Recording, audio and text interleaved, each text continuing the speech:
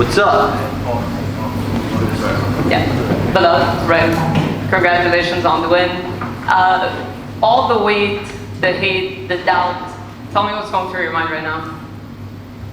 I told you so. I'm just, for me, like I said, the people that I have around me, my team, my coaches, we believed in us. I don't need the world to believe in me. I don't need anybody to believe in me. We don't need applause. We know how good we are. We know what we're capable of doing. And now we're the world champions. All of Palestine was watching. Obviously, it's a very difficult time right now. How much pressure did that put on you? It wasn't pressure. It was, for me, I just wanted, like, it just showed me how, like, really this fight wasn't important. It wasn't that big. Because they're fighting for their lives. They're dying every single day. I woke up today and you're seeing people dying. And it's telling you how small this sport is, how small this fight is. So when I sit there and I stress out about it, it's like, it's just a fight. It's 25 minutes. But I'm still gonna go see my family after this. I'm still gonna go eat what I want to eat after this. They're starving over there. They're dying over there. So for me, if I give them some sort of attention, if I give them a smile on their face for getting this win, if I can make them not think about what hell they're going through in those 25 minutes, in this 10 minutes, then I did something right. I did my job. If I can get somebody to, bring more attention to them, want to learn more about what's happening over there, it's just about educating. And I'm just hoping that I can use this platform, use my voice, use this title to bring more attention there, and inshallah one day Palestine will be free. And when I spoke to you before, you had predicted domination, which a lot of people criticized. For the large part, this was pretty dominant, minus the round that he had your back. Were you surprised with his offensive ground game? No, like I said, I think I'm the best fighter in the world. I know I'm the best fighter in the world.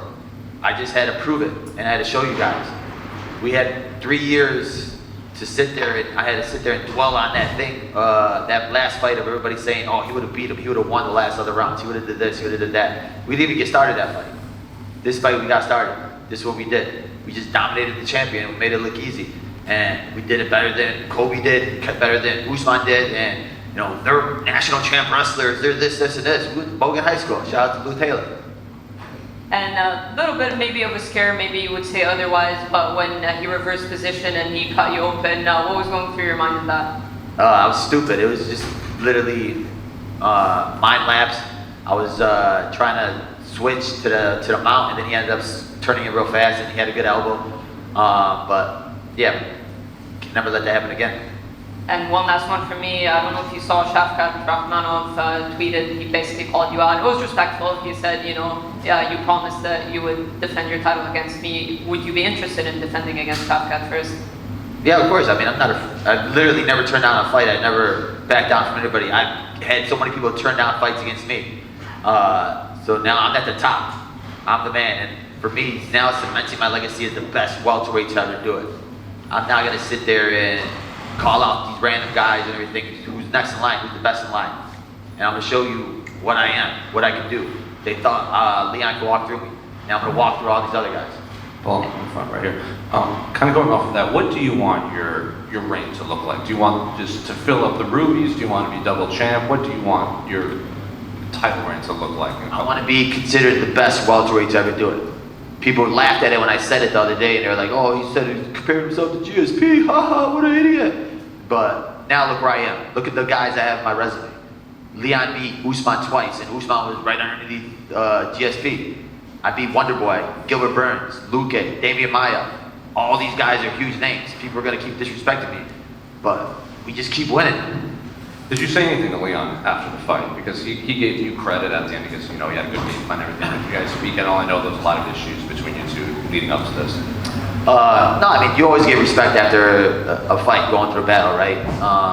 For me, it was just, it took me 3 years to get that taste out of my mouth. 3 years to finally get this fight back. And I had to deal with all the haters and all the trolls and everybody saying that he would have beat me, he would have did this, he would have did that. But now there's nothing else for them to say. In your mind, what would it take for you to leapfrog GSP? Just pass his title defense record? Is it finishes? What else do you have to do? I think beating this next generation of guys, right? You have Shavkat, you have Ian Gary, you have the JDM. So there's these young up and comers that everybody's saying are killers. They're probably still saying these guys are gonna kill me next, right?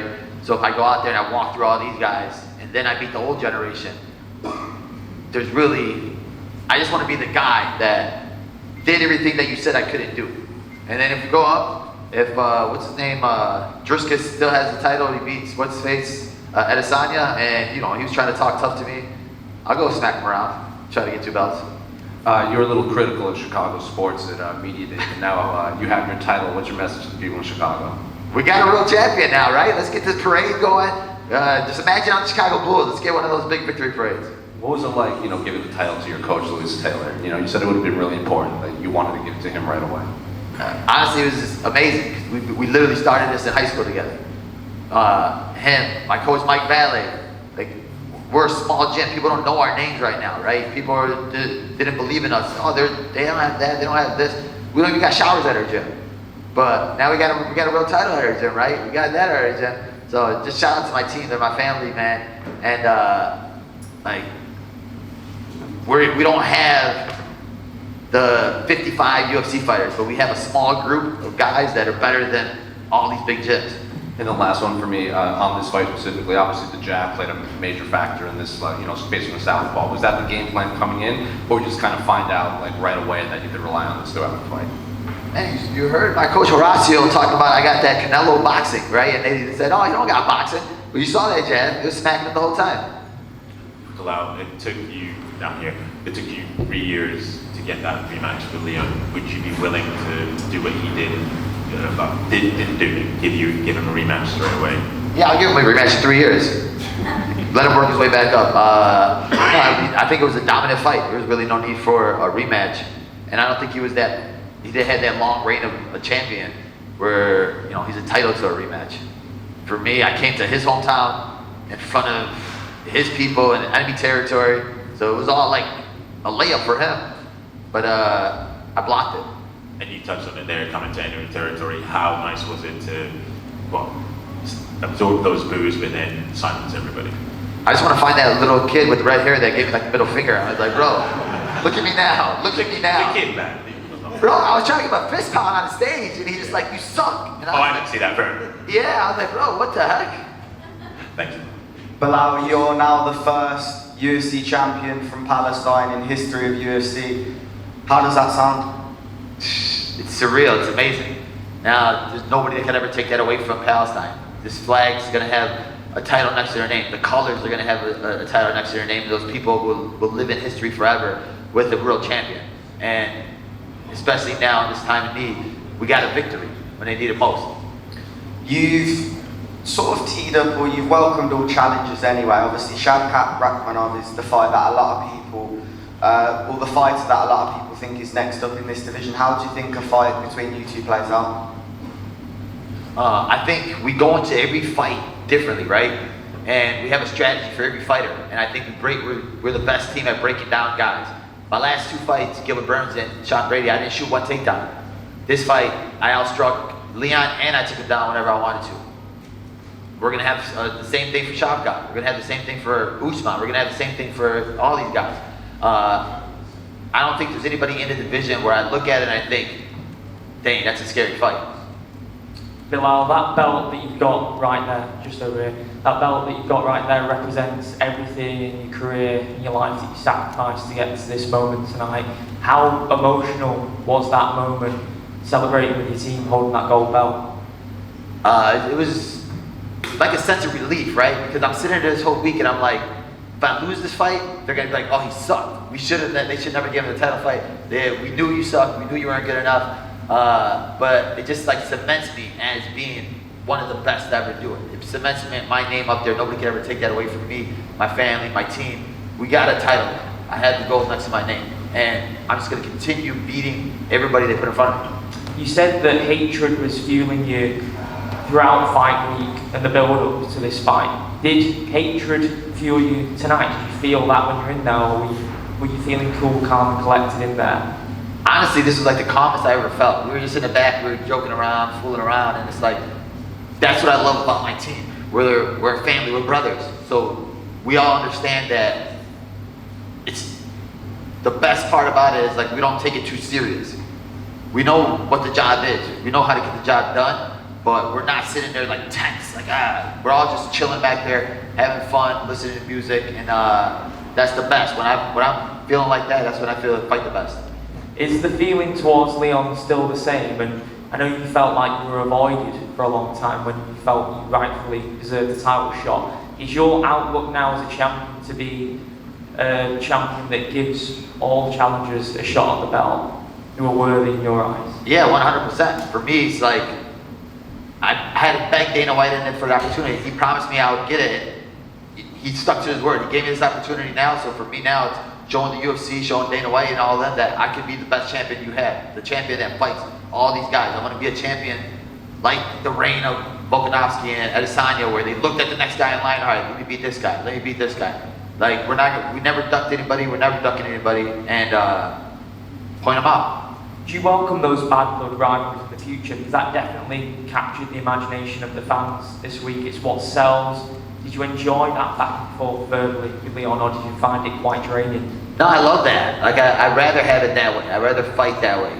Just because I'm like, I like trash talking, I like going back and forth with somebody. If I dislike you, it makes me fight better. It makes me wake up and want to go that harder. He pushed me to my limits. This is the best I've ever felt, the hardest I ever worked.